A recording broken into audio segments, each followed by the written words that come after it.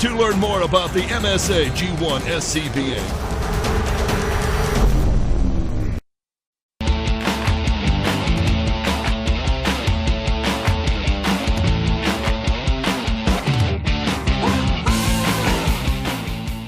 Hi, and welcome back to the Illinois Fire Services Institute, where we have been watching a live study that's looking at the cardiovascular effects of firefighting, as well as the stress issues, as well as the carcinogenic issues, the toxicity issues, and a wide variety of other medical factors associated with firefighting that has been designed by two of our panelists here today who will be discussing it, Dr. Horn and Dr. Smith, and we'll be talking with them, and they've got a great support team from UL and NIOSH, and they'll be introducing themselves in a moment. But it's a phenomenal event, and if you were with us this morning, you got to see live fire, and you got to see the folks who are actually doing the firefighting. They're here today, and you'll get to hear their stories and their involvements in this particular exercise. In my opinion, it's a seminal moment. We've long known that firefighting is a dangerous job. It's a job that has health risks, but we never really knew what those risks were. It's always been kind of anecdotal evidence and some factual evidence from deaths and things that are outside the norms of the rest of the population. Why is that happening? And there's probably 1,000 reasons, but several of those reasons have been identified by Dr. Horn and Dr. Smith, and we're now measuring to see how accurate those assumptions were and what those hypotheses were and if they're bearing out, and what we might be able to do in the future to mitigate them. Reduce cancer, reduce heart attack, reduce stroke, reduce those things that are killing firefighters at an early age. And also, we're looking at some of the ancillary issues to that, as just how to live healthier lives and still be a firefighter. So incredible study here, incredible amount of work and incredible effort. But first, I'd like to thank some of our partners who made this possible today. Our good friends from Globe Fire Suits who donated the equipment, our good friends from the IAFF who can't be here right now, who are helping to disseminate the information, as well as the other fire service publications who've been here and are covering this story as well and doing a great job. We appreciate that. We appreciate everybody who's doing it. But most of all, we'd like to thank our friends at MSA who made it possible for us to be here today. MSA, the safety company, supplied air packs. They helped us get this video crew here today so that we could get this information to you. Huge support of the fire service. And for over 100 years, I think it's 101 years right now. I think last year was their 100th anniversary, if I'm not mistaken. So for 101 years, they've been providing us with state-of-the-art equipment. And if you haven't seen their latest thermal imaging cameras, their air monitoring equipment, their helmets, and especially their air packs, you really haven't been paying attention. I mean, they're really leading the way, and they've got some really fantastic products out there. So please go to MSA.com and thank our good friends, huge supporters of fire engineering, FDIC, fire rescue, and all of our friends. So please support MSA as much as they support us. So to the point, we'll start out with the man of the hour, Tom Cruise, a.k.a. Doesn't he look like Tom Cruise? Seriously. A.k.a. Dr. Gavin Horn. And Gavin, if you could tell us a little bit about yourself, what you do here at the Institute, your background, this study, why it captured your attention, what you hope, or what some of your hypotheses were. I know you scientists don't hope. The rest of us hope. You guys actually theorize. But what some of your hypotheses were that you're testing, and how it's going so far, and anything else you'd like to add. So we'll turn it over to you, and then we'll go down the line, and then we'll introduce the workers. Great. Well, thank you very much, Bobby. We really appreciate you and fire engineering and all the time and effort that you've all put into this, as well as all the partners that you mentioned. Between MSA and Globe, we wouldn't be able to do this project without the great support of those companies, as well as the dissemination avenues that we have out there. So, as you mentioned, this is a team game. We have an incredible team that's working with us and with the fire service. And I'd like to talk a little bit about how we all came together. But really briefly, my background is I'm the director of the research program here at the Illinois Fire Service Institute. Been working here for about 11 years now. The research program, though, really dates back to when Denise was a graduate student here at the University of Illinois. We won't say how long ago that was, but we've been doing it for a little while. Denise did some of the initial work really looking at heat stress in the fire service, understanding how the gear interacts with our bodies, and from that went on to look at the cardiovascular strain of firefighting. And that's been the legacy of research that we've done here at the Illinois Fire Service Institute. We've been fortunate to be joined by some great partners throughout this path. for a number of years, we've been following the work that Steve Gerber has done at NIST and then at UL, as well as Dan Majkowski at NIST, and have done everything we can to try to incorporate that into the training that we do here at IFSI.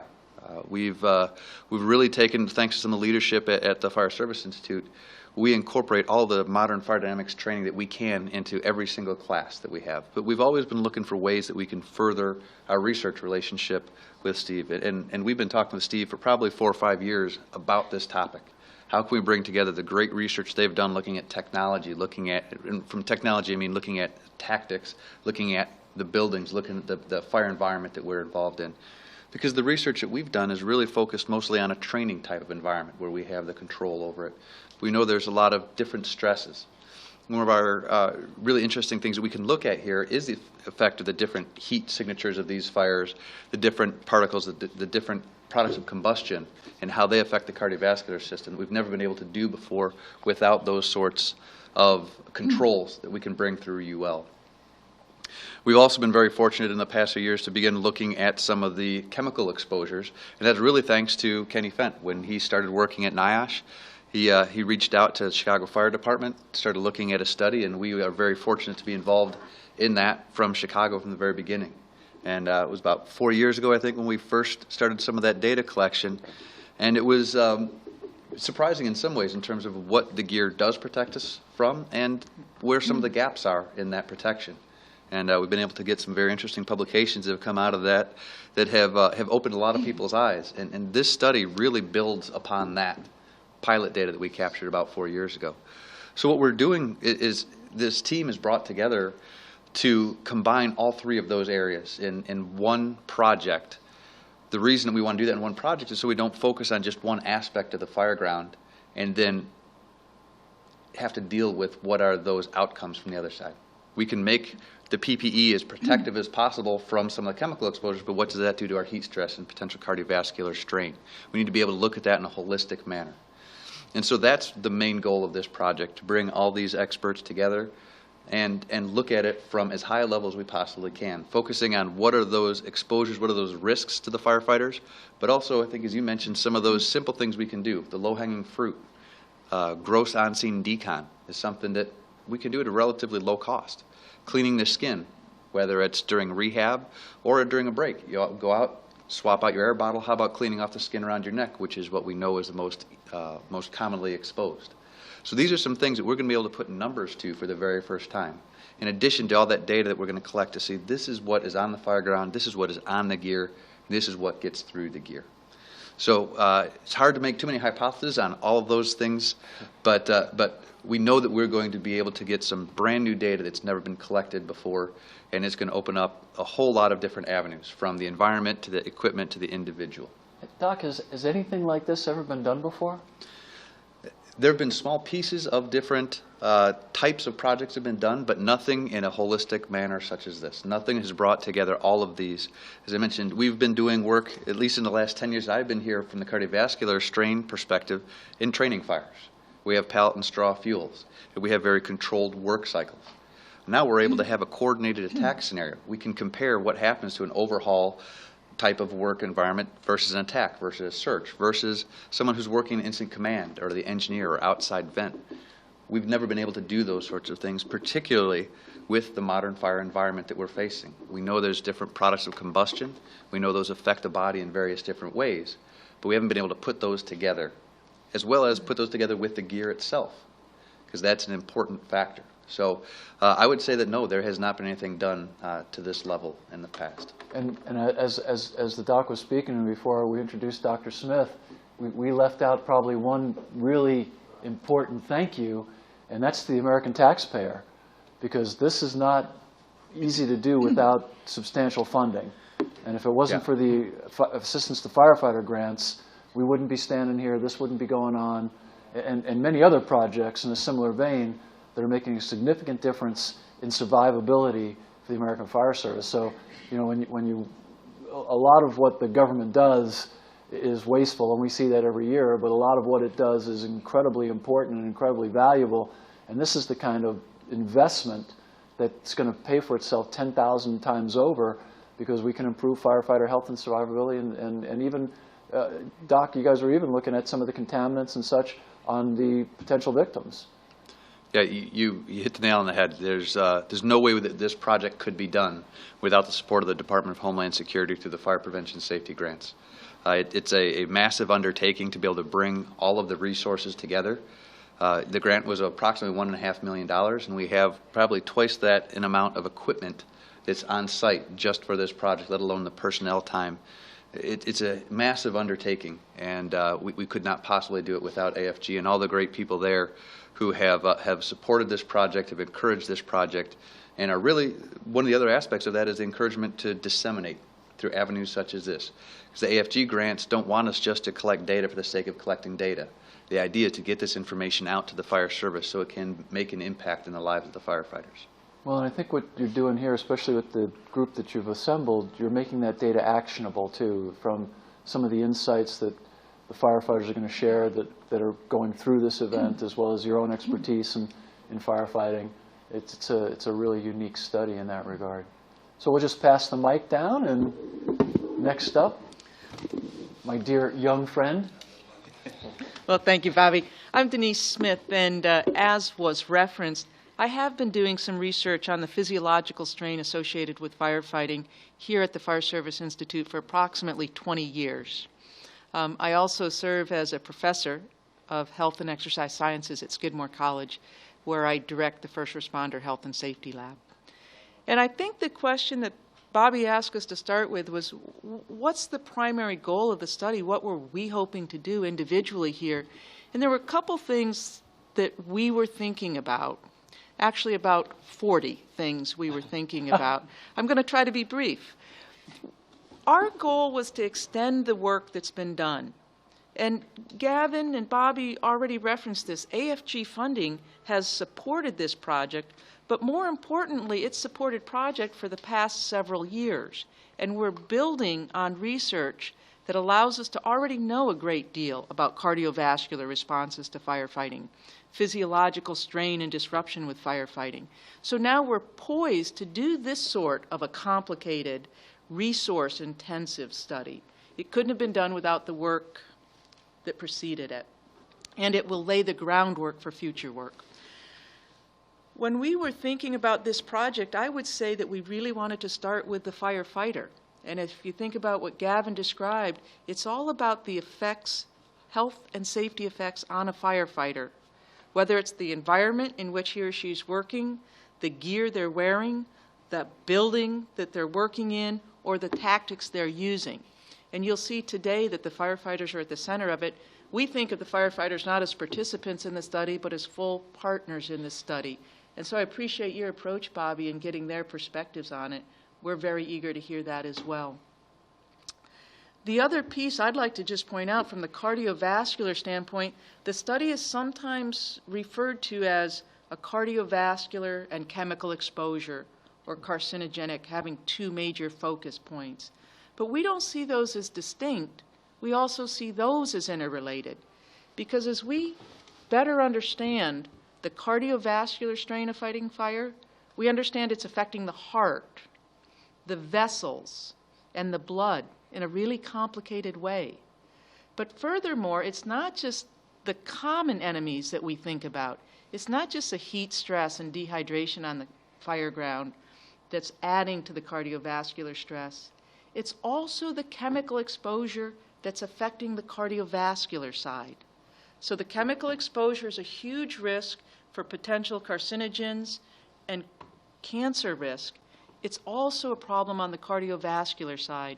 And it's only the sort of collaboration that we're seeing here that allows us to get at that complex interaction. I think I'll stop there and let some questions come. Okay. Go ahead, boss. Go ahead, Kenny. Okay, my name is Kenny Fent. I'm a research officer at NIOSH. I've worked at NIOSH now for almost 8 years, and primarily focus on characterizing complex chemical exposures in industry in general. But I have focused a lot on firefighters. And so for this particular study, the role that NIOSH is playing is to try to characterize the chemical exposures what is being produced during the fires, what's getting onto the gear, contaminating the gear, what's getting into the body of firefighters. So we're doing a lot of biological monitoring.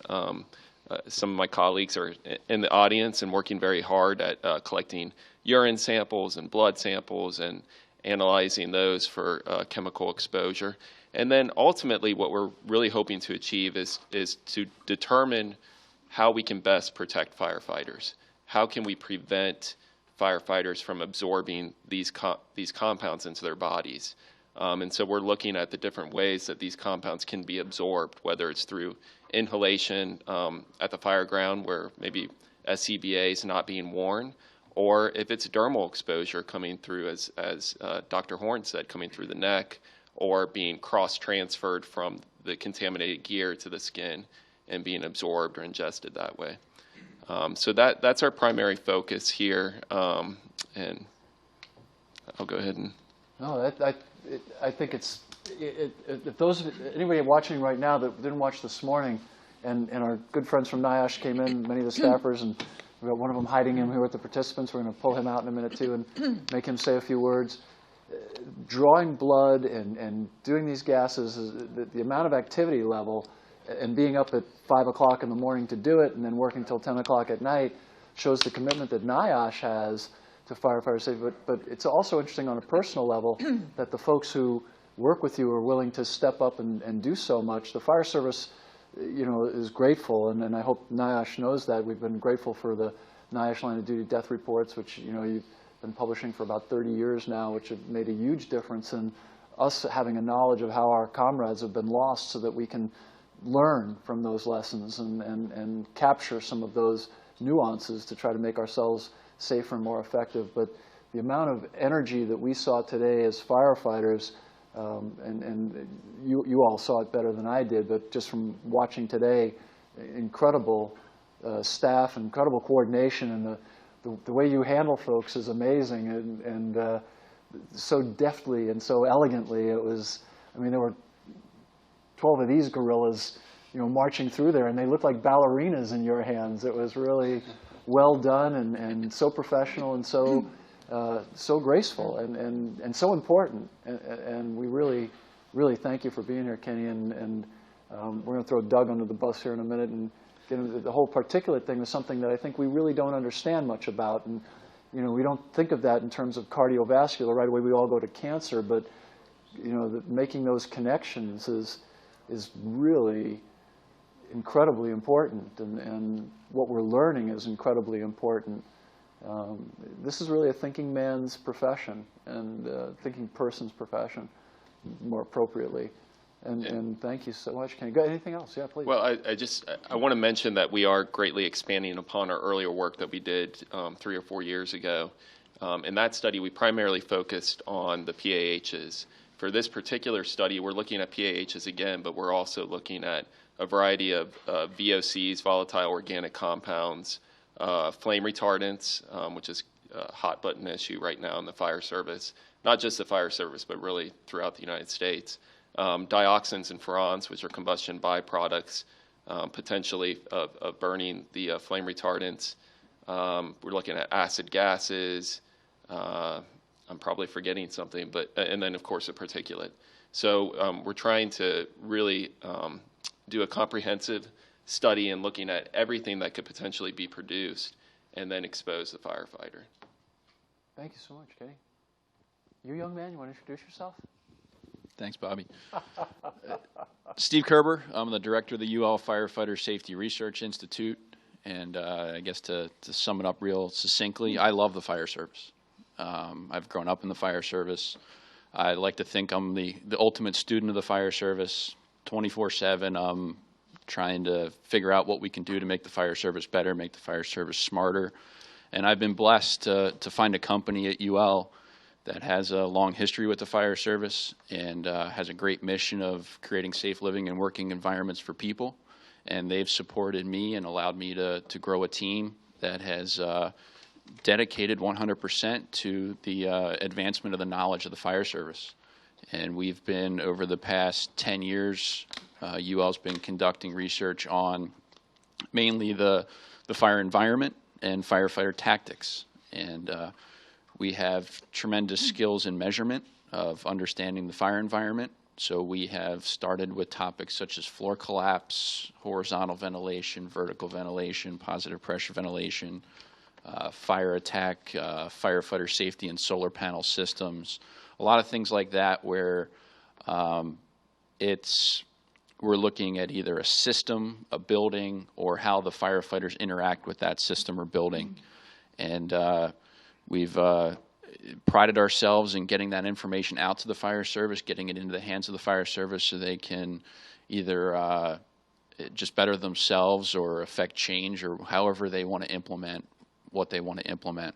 So our role in this project is, like Gavin said, it's been a long time in the making, and I think, I mean, I've sat in awe of the research that Gavin and Denise and Kenny have done over the last several years, understanding that we each had our niche, and even though there was that niche, there was the overlap, but we all had a ton of work that we needed to do to get to the point where we felt comfortable enough to begin to bring it all together. And it's been building blocks and building blocks, and a lot of people think that, I mean, I think the fire service, like, so much is happening right now. And the reality is not really that much more is happening. It's that the fire service is understanding how it's built over time, and we're now at a point where they feel like everything that's been done over the past 10 years happened in the past year in many cases, because they're getting exposed to it for the first time through channels like fire engineering, that they see one thing and they go back and see what's been done, and all of a sudden it's this huge sea of information is now available for the fire service to see how it impacts them and how it may fit their environment. So the small role that we play in this project is essentially to create a consistent fire environment, that we want the 36 participants to, the 12 fires that are created are as close as we can get them to equivalent, so that as they conduct their tactics, that their stress and exposure, their chemical exposure, what we're looking at from the cardiac standpoint and things like that, that all of the data that they're getting, the one input that we can try and get as close as possible is the fire itself. And we do that through our measurement devices, whether it's temperature, heat flux, gas concentrations. We're starting to add some components, again, that Gavin mentioned, the extreme amount of equipment. As you do these studies, you keep building this cache of measurement equipment that can continue to be used and built upon. So we've got some wireless temperature sensors. Bobby mentioned the victims. What we thought about in the past was essentially we're wiring the entire building up.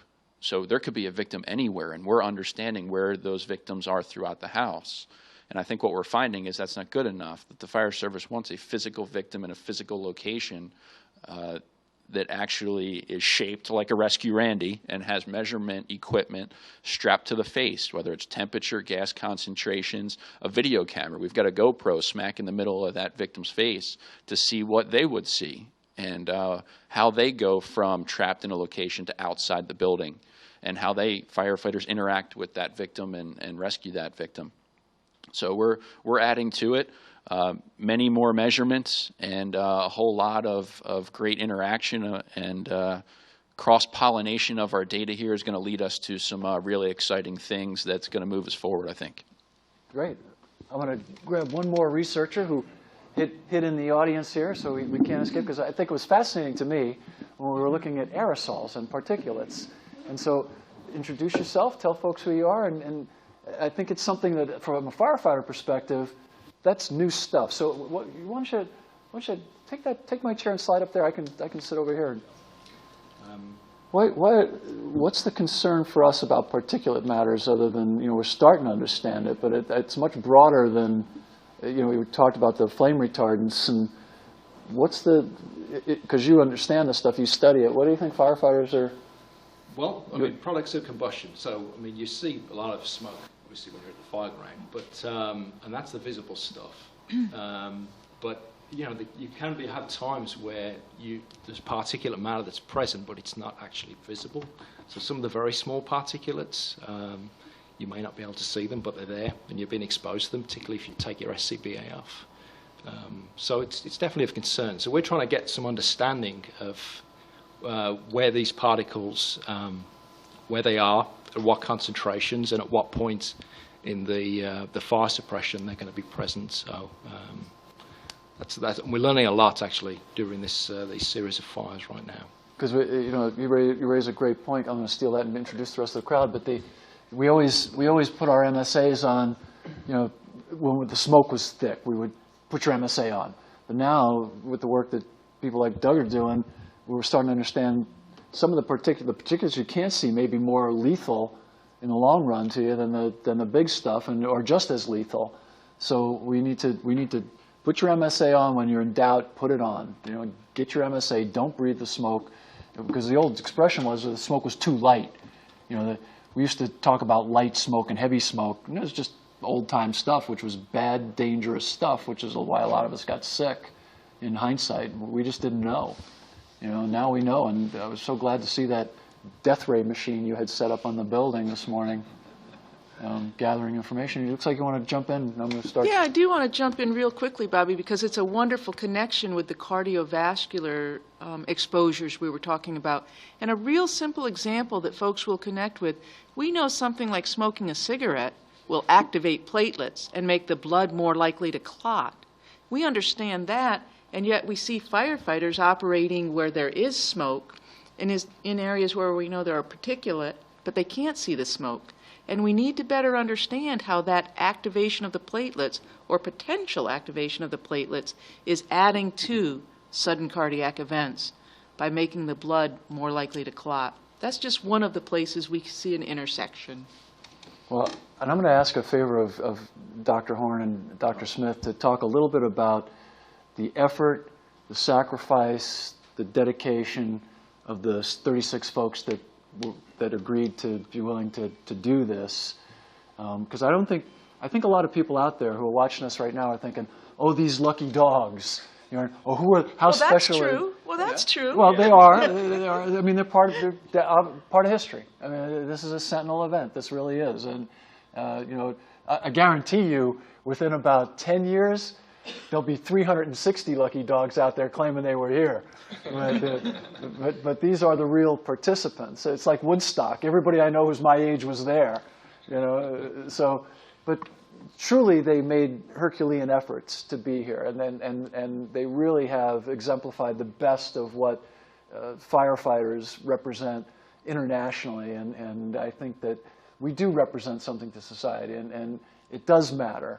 And it does matter that people know what they were willing to go through to help you further your goals here. So if you could expand, and then we'll allow them to introduce themselves, and then we're going to have a conversation about futuring and opportunities and possibilities and motivations and what we're learning. Yeah, we thanked a lot of people already for this, for the ability to make this project happen. But the most critical are the 12 of the 36 members that are making up this the firefighters who are participating in our studies. And we have got 12 here. I think this group exemplifies the commitment that you mentioned more than any other. We have firefighters here. We have one firefighter from Illinois in this group, which is about 4 minutes away from here, which is where he lives. The next closest is about 2 hours away. We've got firefighters from across Indiana, Wisconsin. 3 firefighters drove all the way from Sioux Falls, South Dakota, and we've got another 4 from Cobb County, Georgia. It's amazing, and something that we never planned or dreamed of this in a million years when we wrote this project up. We were expecting to get firefighters from the state of Illinois. We were not expecting it to have this national reach that it has achieved. And part of it is the dedication it requires from them. It's not just that they have to have the physicals in order to be able to participate. They have to have an NFPA physical. They have to spend a lot of time away from their family, 9-10-hour drive each way. And that's 2 different trips within the last week that they have made to come here and do this. It's a sacrifice just for the firefighters in Illinois, the ones who live right next to us here in Champaign County, where they have to make trades, they have to take vacation time. They give up a significant amount of their time just to participate in this study. Then you put on top of that the amount of travel and the amount of effort that it takes for this group in particular to come out. We can't do this research on the general population. The University of Illinois is one of the great research institutions in the country.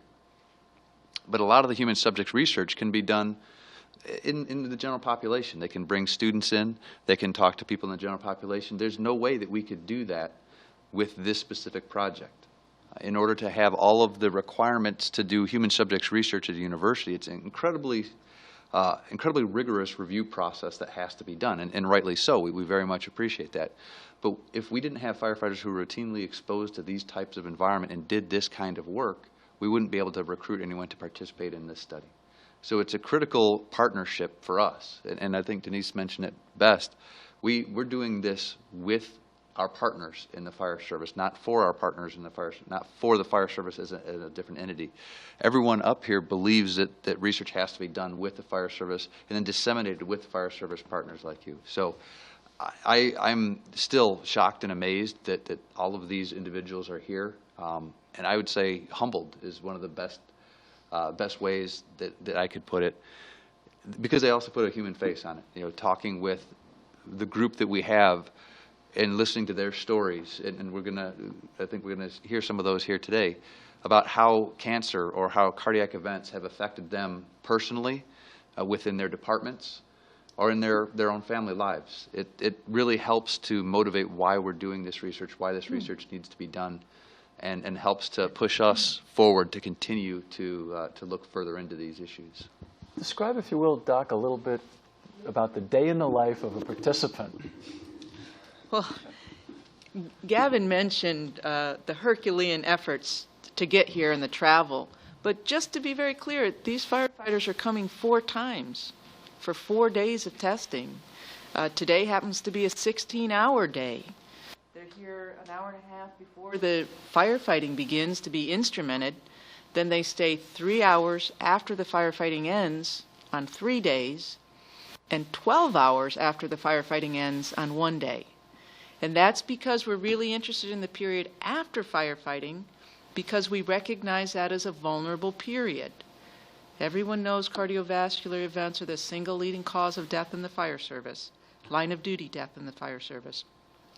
And that occurs often after fighting a fire.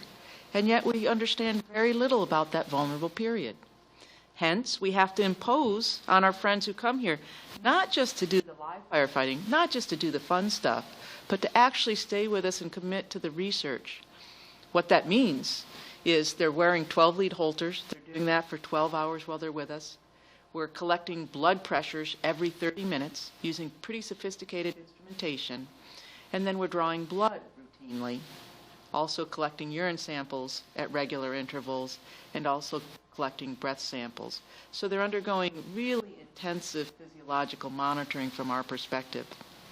On top of that, we need to get baseline EKGs. So that's been essentially another day that the firefighters have devoted to us.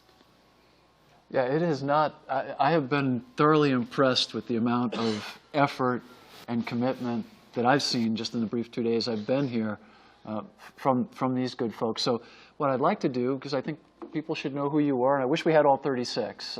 I really do. And when we publish, obviously, the 36 names will be available.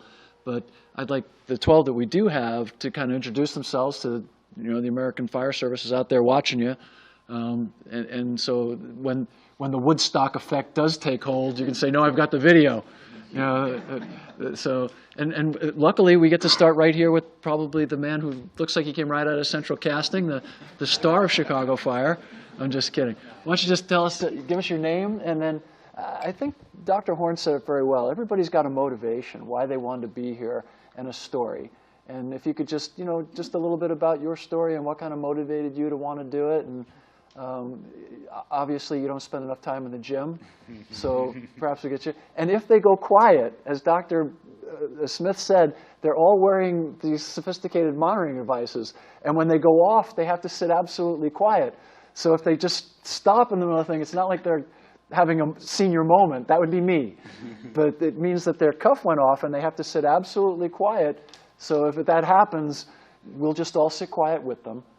No, we'll fill in the bad TV time. Yeah, we'll know the time. So why don't you introduce yourself and tell folks who you are and what your motivation was, and then after we get done introducing everybody, we'll talk a little bit about our thoughts and dreams and our reflections on what you've been going through. Sure. I'm Kyle Williams. I've been with Cobb County 16 years, and I came up here just so I could be with Sean Gray.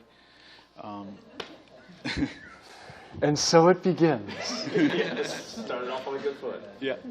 No, I came up here. I've always had a deep love for fitness and being in shape and pushing that, and I wanted to be a part of something that maybe could test that and see that realm of how fitness plays a part into firefighting and the stress, and if it helps with dealing with the stress and helps with the recovery of after the effects of firefighting. And so that was my initial motivation. And when I get up here and I see how much more is going into it, it obviously opens your eyes to a lot of things. And now I want to see what we're exposed to, how much that gear does protect us, how much it doesn't, and what we can do maybe in the future to prevent it that way. So when we retire, we got a long life after firefighting.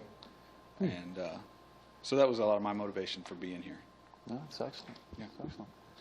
The aforementioned Sean Gray. Hey, I'm Lieutenant Sean Gray, Cobb County, Georgia. And really for us coming here, it was an invitation of being involved with the UL Advisory Board and a discussion that came up. And in February, took it back to our fire chief and, got to thank him because we talked about that earlier, how much work goes into them allowing 4 of us to come here and to be part of this, because our department supported 100%, and Chief Kreider had to go sit in the legal department for who knows how many days and try to get this to work and get us a vehicle to come up here and all that kind of stuff, and how are you going to pay you, and what if somebody gets hurt, and all those issues come up. And so isn't that fascinating when firefighters go to do training? The first question that comes up is, what if somebody gets hurt? Sure. Really?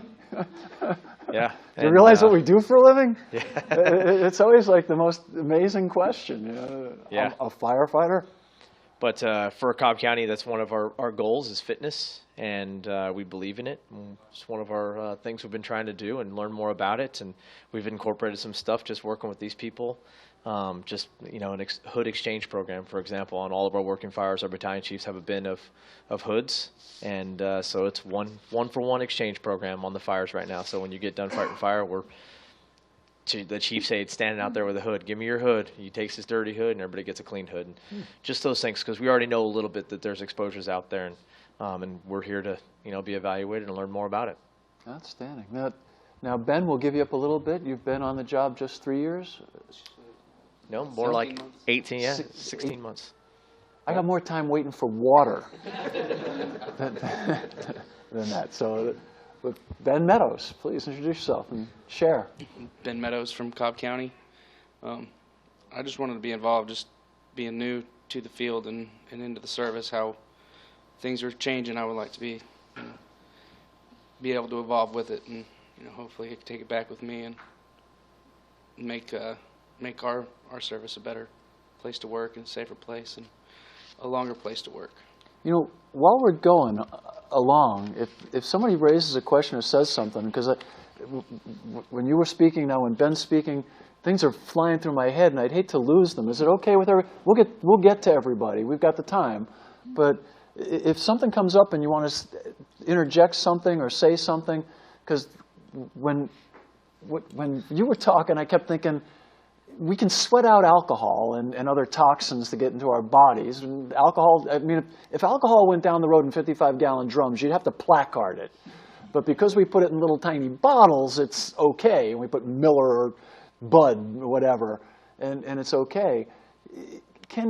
My question from his conversation was, being interested in exercise, as most firefighters are, does exercise help to some of the stuff that you're looking for, Doug, and some of the aerosols or some of the bad stuff? Can we purge ourselves of that stuff at all?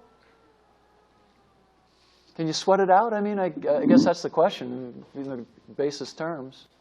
That's a good question. I'm not sure if I have the answer to that specific question. We do know that obviously being in good health helps prevent cancer. It helps prevent cardiovascular disease. The mechanism by which it does that, I think we're still trying to learn that. Anybody else?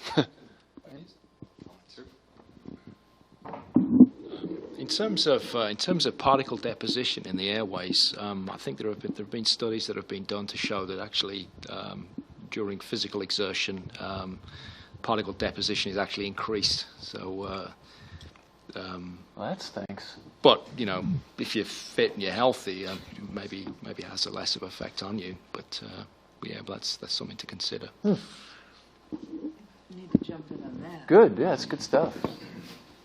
If I'm not mistaken, that's for the general population, and that's saying that when you breathe deeper, you're more likely to bring these particulates in. That's correct. If we're trying to apply it to the fire service, with proper respiratory protection, there would be no reason to believe that someone who's fit would be taking it in deeper. What we would be saying is the work of firefighting does pose a risk if you don't have respiratory protection. So the sooner you throw on your MSA on the fire ground, the better. And if you have any doubt about the environment, get your MSA and throw it on. I feel very comfortable to say we should be putting respiratory protection on earlier and we should be wearing it longer. That I think we can say. Great. And to Ben, okay, 18 months, is that good for a study when you have someone who's young and healthy and hasn't been exposed to as much as, you know, Sean or those of us that have been around the block a few more times? Yeah, I mean, actually, when you do a study like this, especially with biological monitoring, you want some variability. So it's good to have people who are new to the service as well as people who've been in the service for a long time.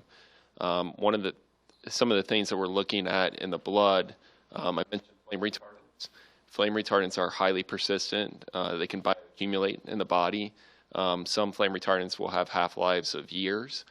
So it'll be interesting looking at some of the firefighter participants who haven't been in the service very long. How do their biological levels of flame retardants compare to somebody who's been in for 15, 20 years? Wow. The group that we've been able to recruit, in addition to being geographically quite diverse, our youngest firefighter is 20 years old. The oldest is 52 years old, ranging from about a year's worth of service up to more than 30 years on the job. So across the 36, it allows us to have a very broad representation of the fire service. We don't have all fit Adonis-looking men like Kyle over there.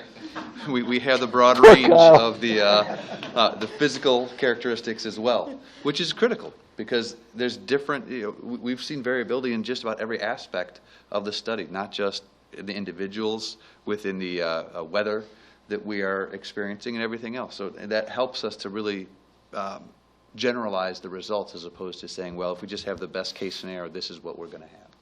And I apologize to the television audience and to everyone here. I forgot to mention that we are taking questions via hashtag FEChat. And I kept hearing my phone buzzing away like crazy, and I wondered who was trying to get me.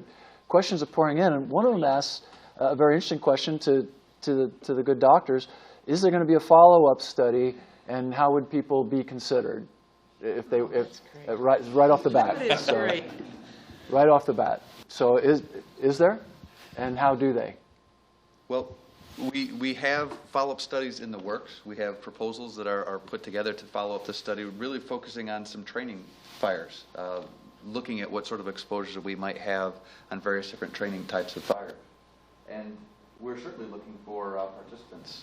When the project does come out, if it does get funded and we are able to move forward with it, then we have on our website a specific place where we put up a location where research participants are needed and wanted.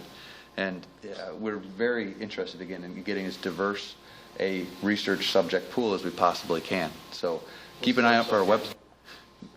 Good point. www.fsi.illinois.edu/research.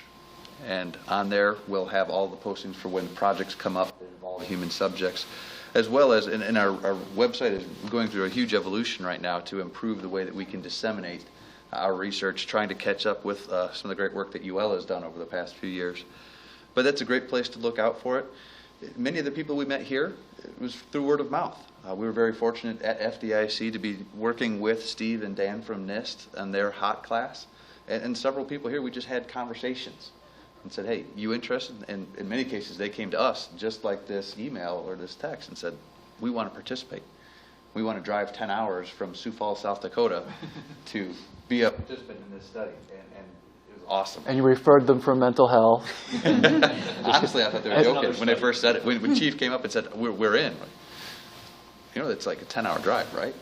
Yeah, sure.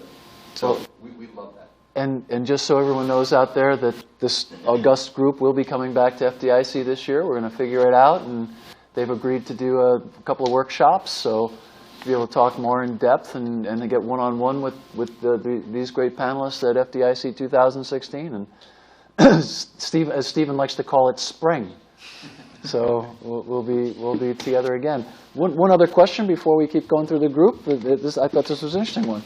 And again, to the fitness issue, and we're getting hammered here, how much does obesity and fitness cardiovascular levels play into the study and results? So in other words, does our weight and level of fitness affect our ability to survive these insults?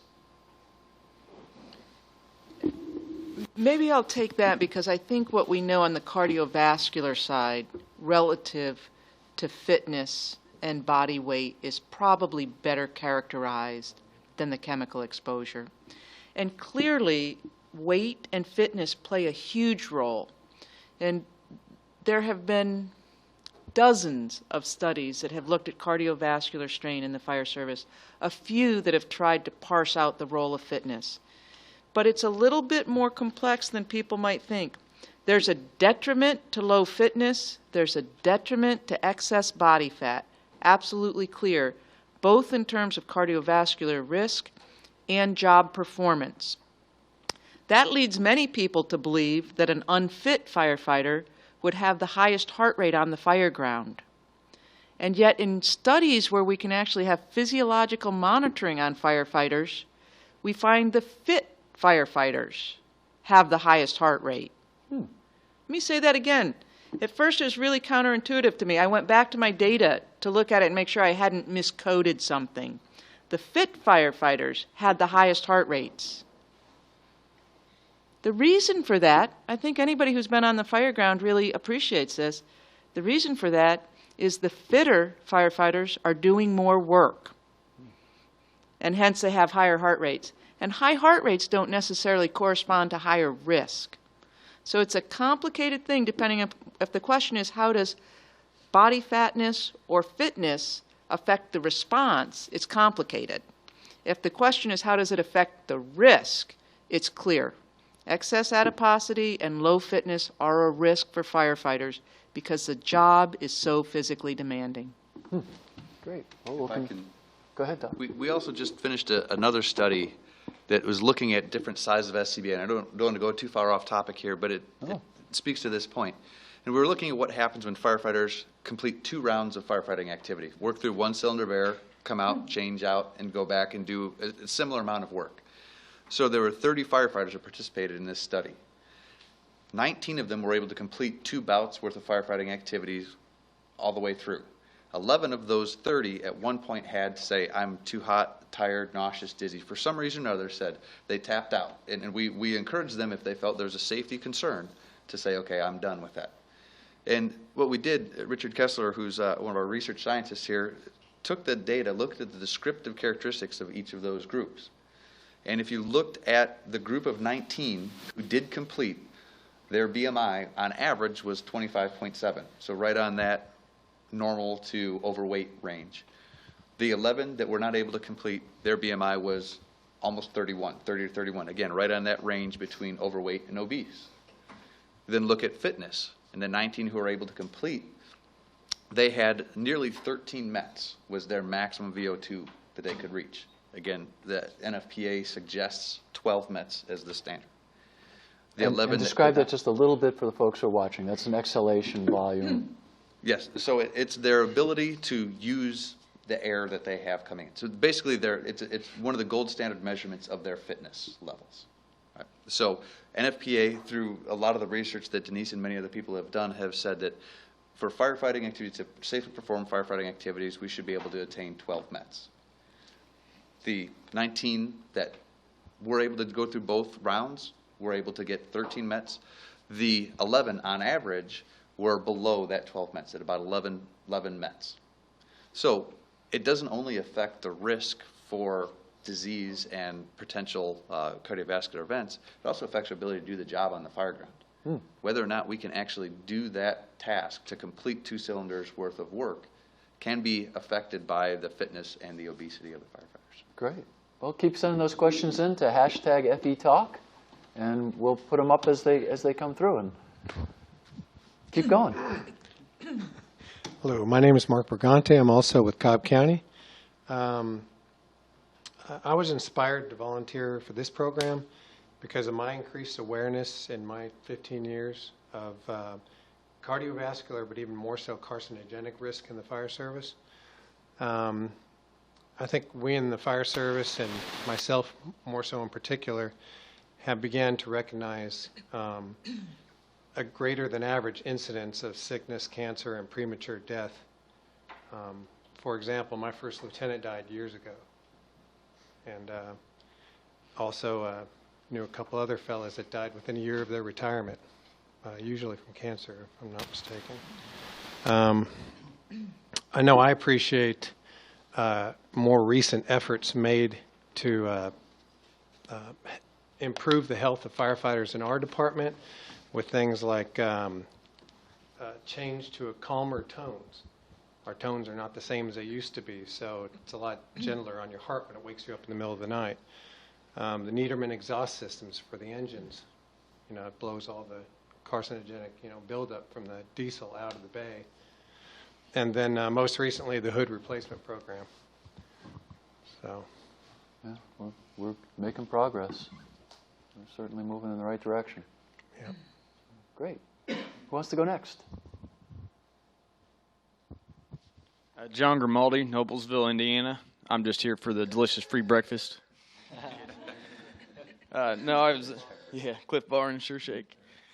I was lucky enough to meet Dr. Smith and Dr. Horn after a hot class at FDIC and got to thanking them for what they do after they talked a little bit about the research they do.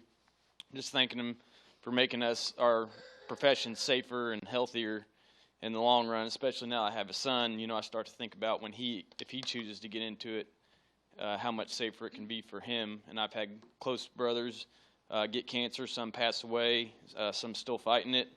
Been on scenes where we've lost a brother to cardiac arrest, and so it really hits home the stuff you guys are doing, and thanks again for what you do. Great. Good stuff. Lieutenant Kurt Glosser with the Savoy Fire Department. I'm the one with the 5-minute commute, so that's me. Right here in Illinois, been in the fire service 18 years, so I'm also representing the volunteer fire service, and grateful to be a part, have this opportunity to help out. Having the Illinois Fire Service Institute, the State Fire Academy right here in our backyard, I've had the opportunity to partner with the researchers to help out with numerous studies, and seeing the results of our effort and our time participating, partnering with them, seeing how that impacts what I do on an emergency scene, how our department operates, a lot of the good changes that we have seen in the fire service that the guys have mentioned. That's why I keep coming back to help in and support in any way I can with the projects, because we're seeing real change. We're seeing real benefits. It's not just data and a bunch of numbers that someone's throwing in a binder and throwing on a shelf, but getting it out to the fire service through learning modules or conversations and really making a difference for our safety. The other side is really, selfish. I learn something each time that I come here to the State Fire Academy or participate in one of the research projects, kind of keep us on the cutting edge. It's something that, wow, we've been doing it like this for a while, and I haven't thought of that, and really out of the box things that put us on the lead of improving our tactics, improving our safety, And so I really appreciate that, and that's what keeps me coming back as well. Let's go ahead. It's live TV. We're good. And I think it's kind of neat that the volunteer fire service here. What do you do? How do you make a living? So actually my full-time job is here with the State Fire Academy as well. So I'm the director of the Curriculum and Testing Office here at the Illinois Fire Service Institute. That's like the ultimate two-hatter. Yeah. That is pretty cool. A couple bosses ago said the only job better than being a full-time fireman is training firemen, and I guess I drank the Kool-Aid and believed that, and had the opportunity to do that for the last 11 years. So fortunate to help us continue to educate ourselves and improve on what we're doing. Well, you know, the old hippie writer from our day, Denise and I remember, Kurt Vonnegut, who was from Indianapolis, by the way, once said that the most stirring symbol of man's humanity to man was the fire truck. But I think he got it wrong. I mean, I think the most stirring example of man's humanity to man is the volunteer firefighter, because there's somebody. The fire truck can be replaced. The fire trucks, and they're beautiful. They're iconic. They're prettier than, well, I better not go there, but they're pretty. But when you think about the firefighter, and in particular the volunteer firefighter, the neighbor who shows up and does what volunteer firefighters do, you know, just an amazing example of really man's humanity to man. Unquestionably, one of the best examples. I really can't think of a better one. So it's neat, and thank you so much for doing that. And all the volunteers out there, all the two-hatters. And I would also like to just put a quick plug in for Kurt's program here, as well as some of the leadership from the IFSI, in terms of taking the research and incorporating it into the classes that we teach. Kurt has been instrumental in that, and identified a lot of the great work that Steve and Dan have done in terms of the fire dynamics research, and it's now embedded into every one of our firefighting classes, as opposed to what the old days used to think about. Maybe you get 2 hours worth of fire dynamics research or fire dynamics training, possibly throughout your entire career. Every class that comes in now, there's a requirement. There is some amount of fire dynamics, and that's usually working with the learning modules, working with the videos, all of that information that's out there. And Kurt's been one of the critical members of helping getting that in there, as well as the cardiovascular research, helping to form classes and to make that a formalized curriculum so that we can actually implement the research from the tactics to the health and safety issues. It's one of the great things about working at this place, that we have that interplay between the research program and the curriculum and the firefighting programs that we have here. It's absolutely critical. And I think we're seeing a lot more of that, Doc, don't you? I mean, Dr. Horn, you're at the cutting edge of watching what we're doing all the time, and Stephen obviously, you know, has been changing really, you know, a lot of our approaches, and I think and reaffirming some of our assumptions. So I think it's really been, it's almost like a renaissance in the fire service right now, and it's a neat time to be involved in this profession, because it's really, I think, being marked by tremendous effort, energy, and most of it, I'd say 99.9% of it, positive and collaborative and open and receptive, and it's amazing to me. It's just amazing, and I can't thank all of you enough. But yeah, I'd love to. Bobby, I agree with that, and I want to go back to one thing we started on before, and that is the participants. I think it is a beautiful time in the U.S. Fire Service, and I think research has done a lot to contribute to it. I'm proud to have played a tiny role in that. I think your efforts at dissemination are so laudable, and we're thrilled to be partnering with you on that. But once again, the receptivity to this type of work, we don't see it just in our participants coming to be in the study. They must be the ones that are taking the leadership to the department. Dissemination, having great websites, having great training, having great educational programs is one piece. But the real work out there in the fire service is, once again, the firefighters that are leading change in their departments. Yeah, yeah. And I would also say it's a difficult thing to implement in a state academy, for instance. If you look at a recruit academy, the requirements on firefighters to go through that basic academy are incredibly high. It's not just about the firefighting aspects of things.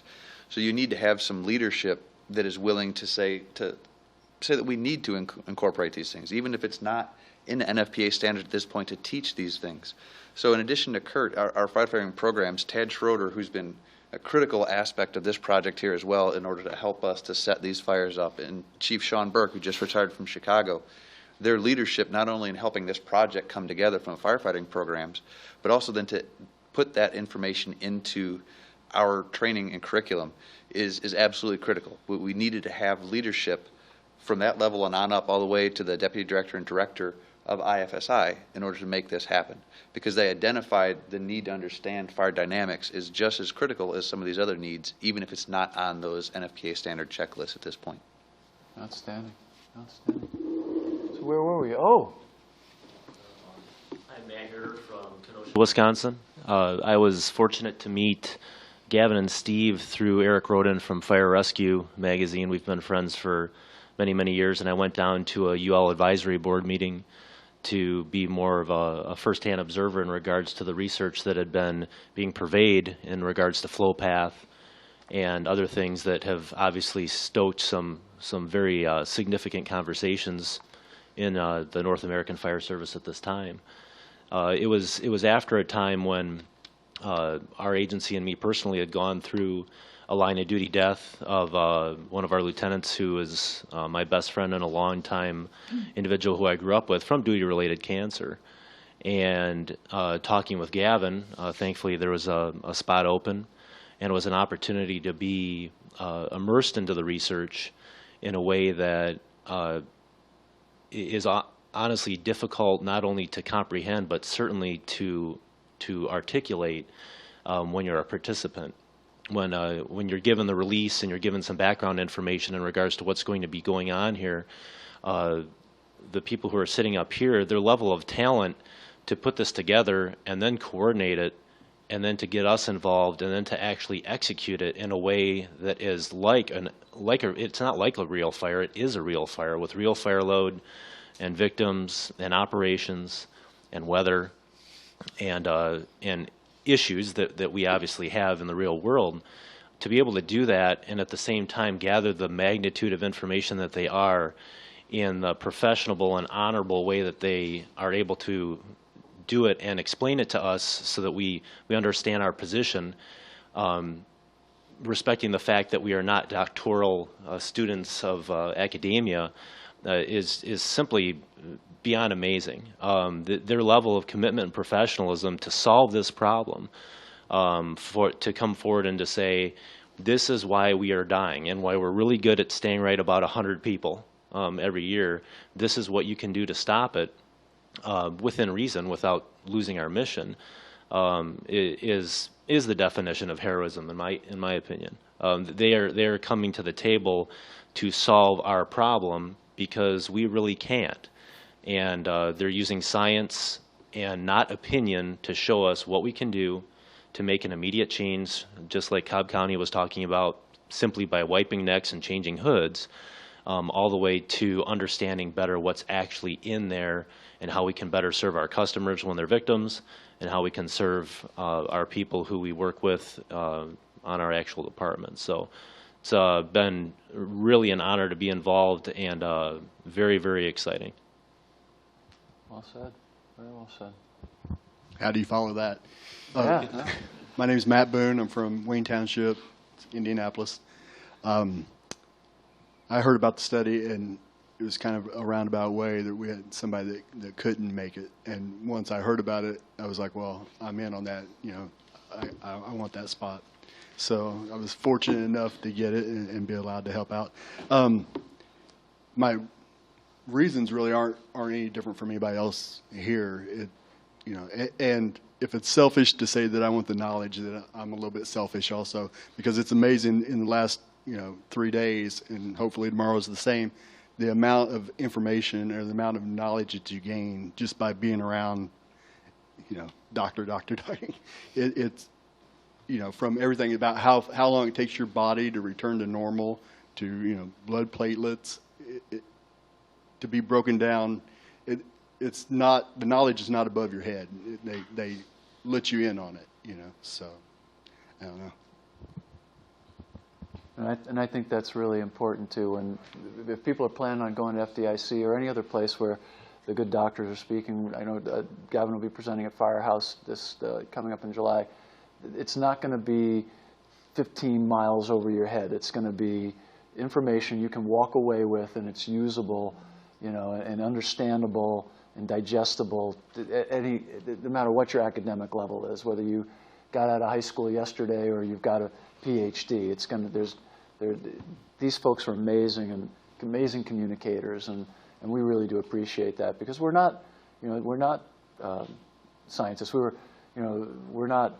We all took our hazmat classes, but we don't remember exactly what the VOSs are and the PHAs, and you're always very kind, but you're very kind in the way, when Kenny breaks it down for us as he's been speaking to us. They don't make you feel dumb for asking. They don't break it down for you. It's right. What it is. Right. You're firefighter friendly, which is great. Which is great, because it is tough. I mean, it's a tough. We're not talking about advancing hand lines. We're talking about really complicated stuff, complex stuff, which is worse than complicated stuff. It's worser. I can say that. I'm an editor. I'll make it up. Just the glazed over expressions and everything. Right. Yeah. Right. I remember most of my high school and college days, the wind was just rustling through my hair. When these guys, I wish I'd had them in college. I would have actually learned something other than just gotten a ring.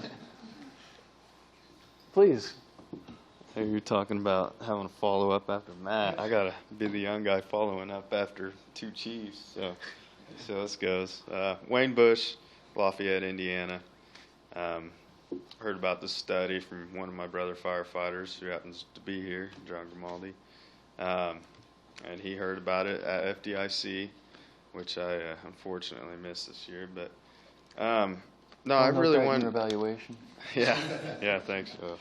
No, I really wanted to be a part of this because, it doesn't take very long in this job to meet people, know people, witness different firefighters who have had heart attacks, who died of heart attacks, who are fighting cancer, who have lost the fight to cancer. It doesn't take you very long at all to get connected with that. My grandfather was a firefighter. He had lung cancer, so it makes it a little bit more personal connection there. And then all the friends you see. So it's already, a personal moment. And then a while back there was a study by, I believe, Dr. Brown with Indiana University, and studied the physiological stresses. And now we have all this health fitness going on where everybody's talking about being fit, being healthier, and you correlate that with the heart attacks. And I'm starting to think, there's more to it than just being fit. What can I do to help protect myself at a higher level other than just my fitness? And I think this study right here is the perfect, this is a perfect opportunity to show us, what can you do to protect yourself from the chemical exposures, from the heat stresses on your body, from all the carcinogens. I mean, this is the next step. We're already in that big national kick of getting in shape. Well, this is the next step to protecting ourselves. So I wanted to be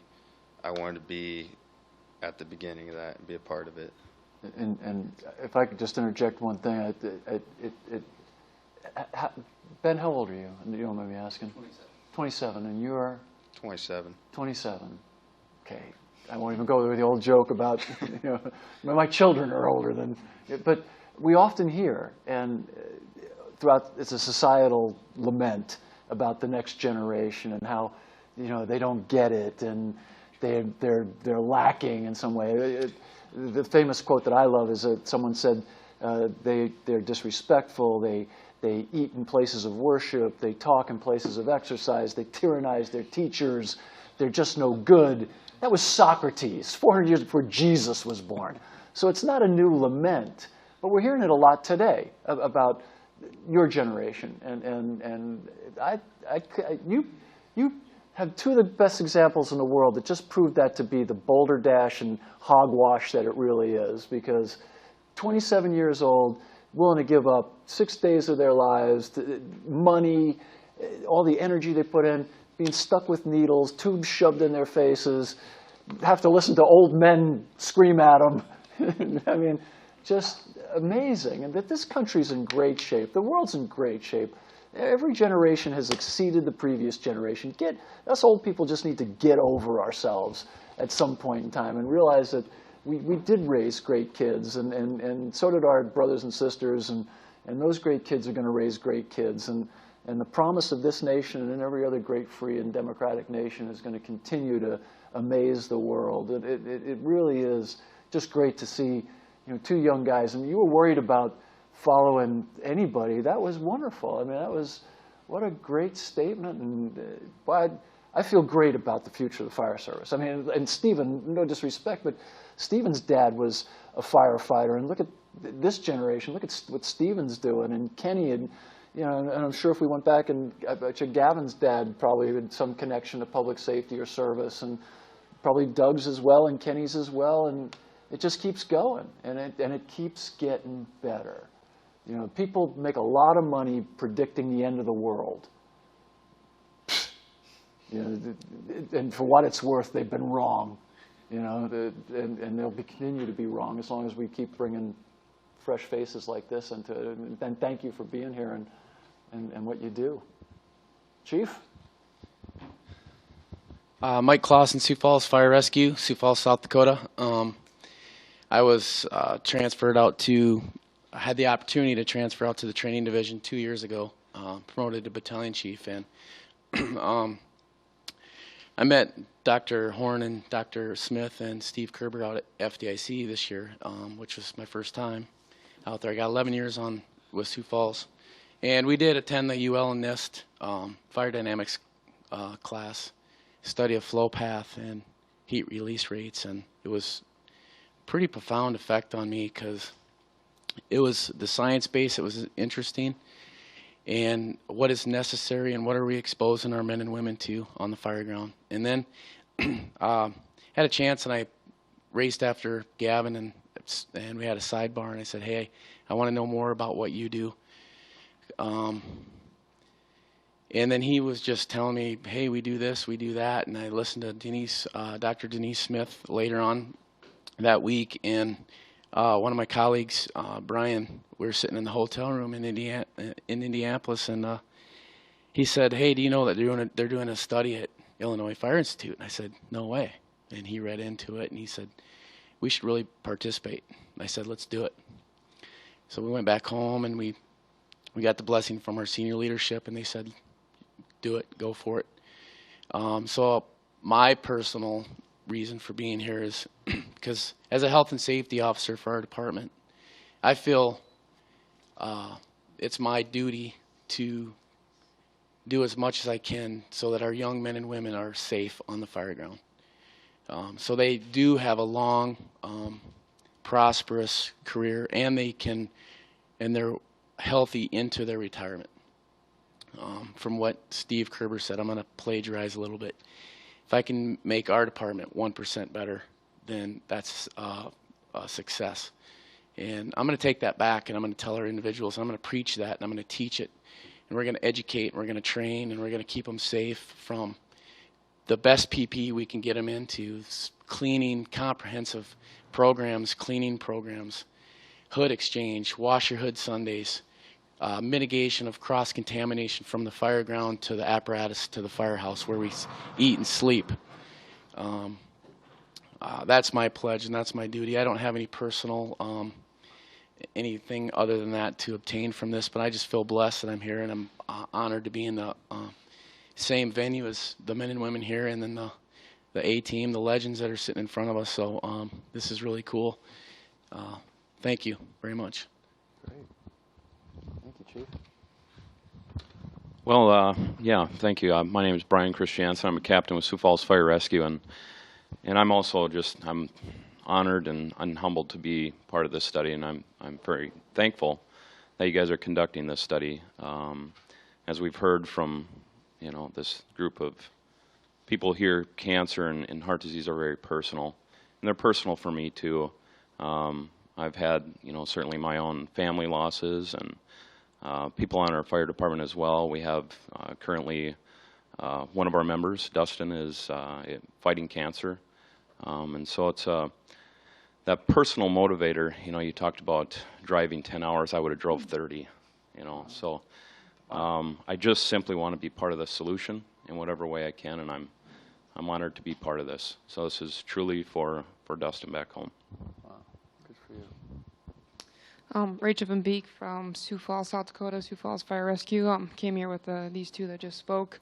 The reason I decided to come is because these two went to the FDIC and learned more about it, and they came back home and they asked me about it, and I said, sure, I'm in, and I don't think I really knew at that point in time what I was getting into. But coming here, it's been very enlightening, very forefront, and I've learned a ton about it, and definitely want to take it back with me and just educate the people that I work with of how we need to be proactive in all of this. Well, that's great. Thank you. So let's just go unplugged and throw out some, thoughts, feelings, ideas on how this is going to affect tactics, training, behavior, decon, gear, air management. I mean, here we go. I mean, anybody's got any thoughts they want to throw out first? Let's, pretend it's at a union meeting and they're screwing us again. Nobody? Well, I'll throw some stuff out. Go ahead. I mean, I'll just talk about, some of the, I guess, sort of best practice implementations that we're looking at, that we're evaluating.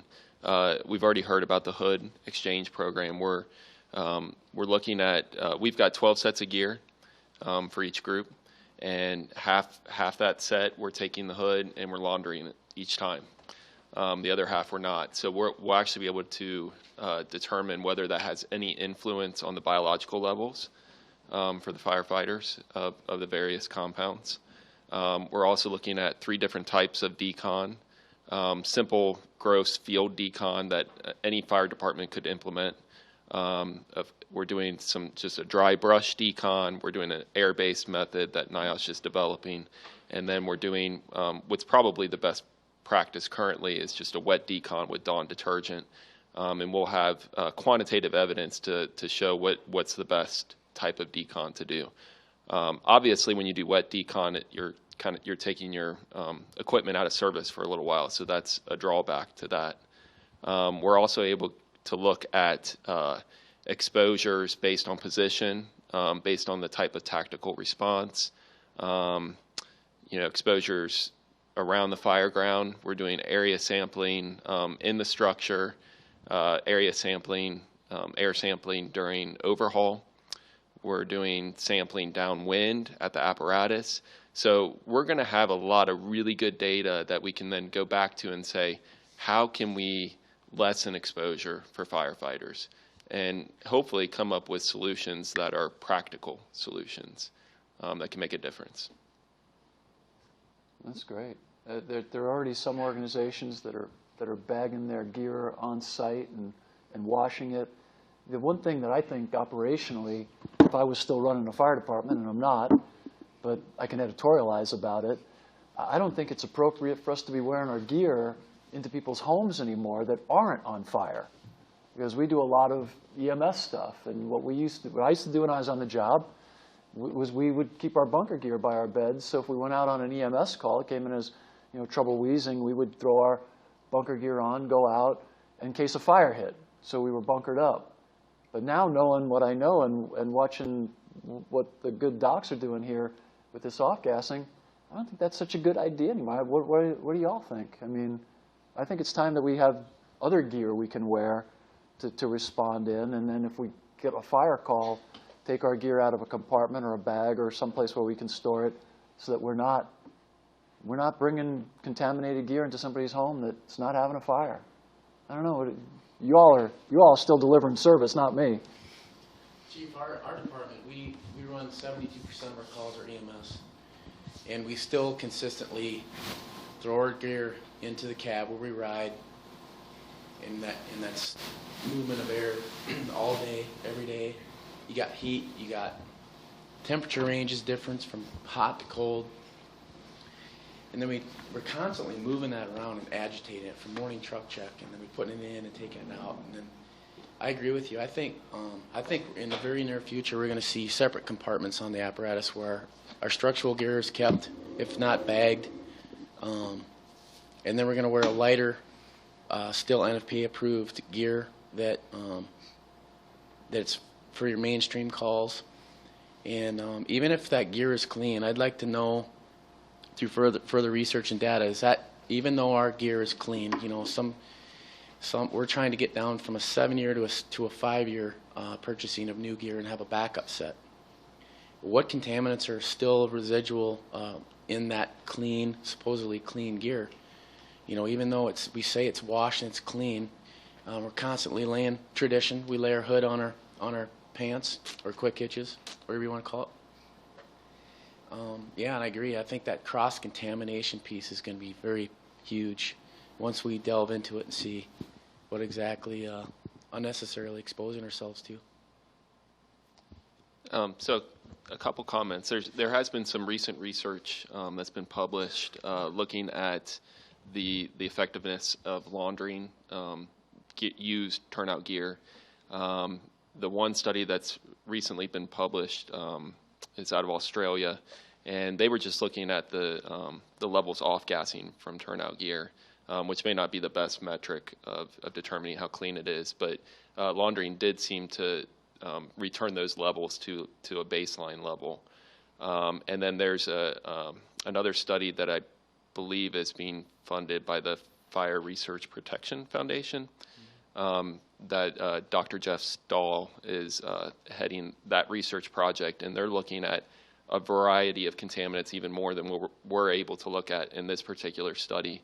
And then, you know, looking at different decon methods as well as laundering at removing those contaminants. So I think we're going to see in the next few years a lot more data come out so that we can make wise decisions about how often we need to launder, how effective it is, when we need to replace our gear. So there's some momentum there. I think the other related issue with this is the amount of gear that is transported within personal vehicles. I originally just thought about mostly as a volunteer fire service concern, where some of the volunteer fire departments, we do keep gear in the vehicles, and it's particularly those departments that respond to the scene. But talking to a lot of the career firefighters, when they go from one station to the next station, you just throw the gear in your trunk or wherever it is, wherever you have available, and you might be driving for 10, 15, 20 minutes in a very small compartment. The off-gassing chambers that we've built for this study are roughly the size of the interior dimensions of a cab. But the smaller the volume is, the higher the concentrations might possibly be. And then who's the next person that's going to be in that vehicle? Is it a child, a parent, a spouse, a loved one, whatever that is?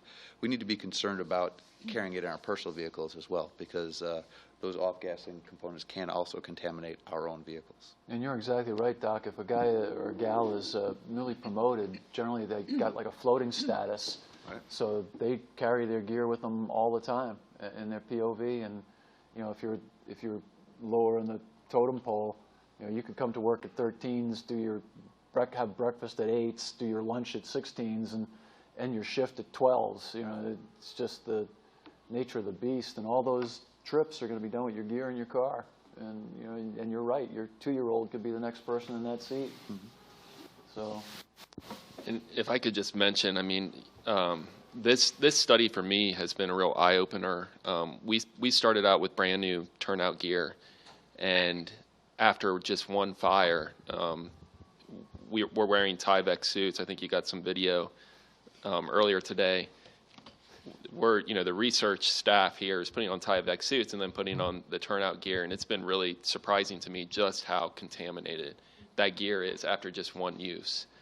And you take the turnout gear off, and of course you can see visually it's already transferred to your gloves, it's transferred to your Tyvek suit, and this is just after one use. So it's really been an eye-opener. And then you think about what is contaminating that gear.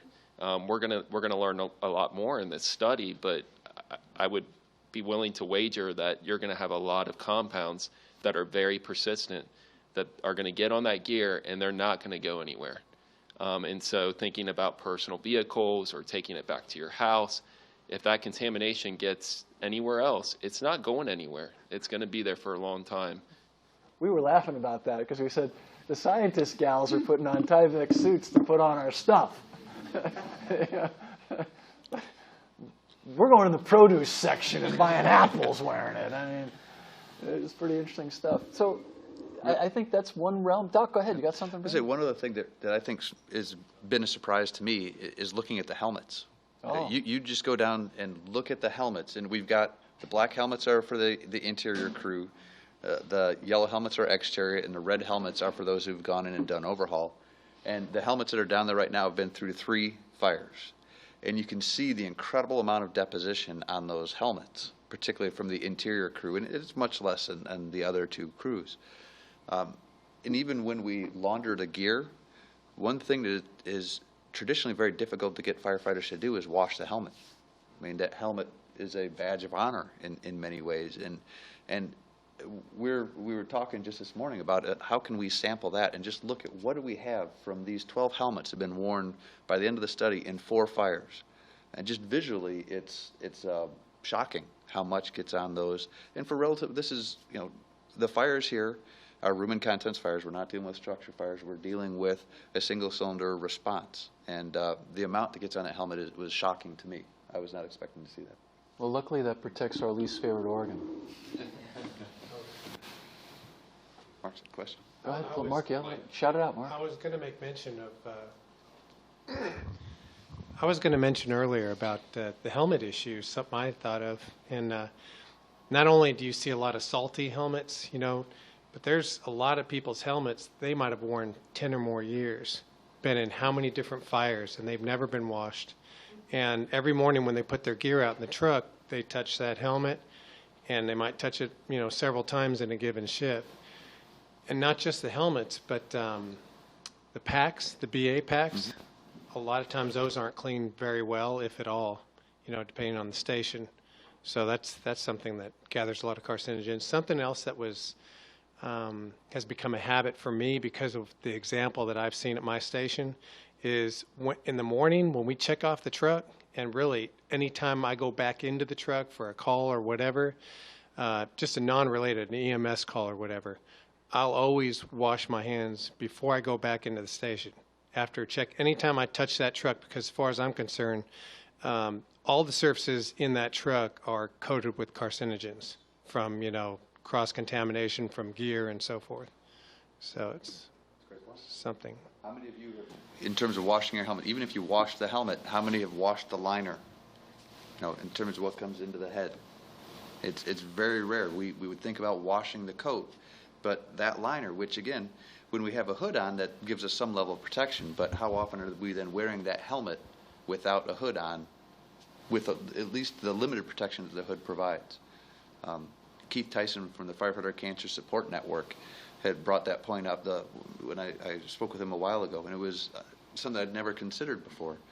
But there's probably a lot, and it's a very porous material usually on those helmet liners. We do it all the time, Doc, on our MVA calls. We just throw our helmets on. We're not hooded up. We just throw our helmets on. And lots of other calls too. So alarms. So it's going to change we're going to change our tactics, and I think that's, we're going to start cleaning our helmets and our MSAs, our harnesses and our straps, and we're going to start to do a better job there. I think that's just common sense that we're learning, Mark, as Mark just pointed out. It's just common sense. Yeah. A lot of the solutions that are being discussed are relatively low cost. Whether it is decon, if it's a brush, we'll be able to get some data. If we have a 50% solution or 70% solution or 80% solution with a dry decon, it's still better than just going back without having any sort of decon. If we can see the effectiveness of these skin wipes on the neck, though you can get 150 of those skin wipes for $5. Why do we need to wait to shower to get back to the apparatus? We can do this when we're going out for a bottle change. One of our good friends has started tying water bottles to air bottles. So when they go out and swap out air bottles and they have water as well, why not also put some of these skin wipes on there? So you go out, just wipe off on the skin, get that off of you. Reduce the residence time. This is related to the helmet issue, and it came in from, I apologize, Jim, if I get your last name, but Sidrus, I believe that's how you say your last name. Anyone at this study looking at the off-gassing of toxins from the actual helmets themselves, because they are polycarbonate, that's one of the things that firefighters seem to avoid doing, and then leaving them dirty as a sign of being seasoned. Are we looking at the helmets off-gassing as well, or? Unfortunately, no. That is one limitation.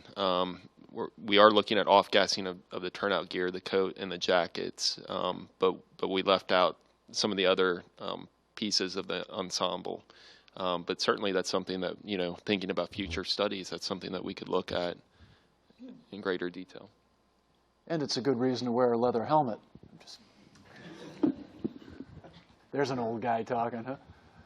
So I was wondering tactically, as we look at what we're doing here, and you all are still out in the field, if you think if there's anything that you're going to talk about when you get home, and I think it's okay, especially in this forum, please allow us the liberty to future a little, to forecast a little, to be a little forward-thinking based on common sense. Obviously, we know smoke is toxic. We're trying to measure it. About the fire ground. And I think that as we look at a hazmat scene, we create hot, warm, cold zones, exclusionary areas. As we're doing better air sampling now on the fire ground, and even in training at the training academies, might we be staging a little bit differently in terms of our apparatus and our personnel, and where it's okay to be packed up, or wearing your MSA, and where it's not okay to be wearing your, where it's absolutely mandatory that you wear your MSA. Any thoughts on that from the group after going through this?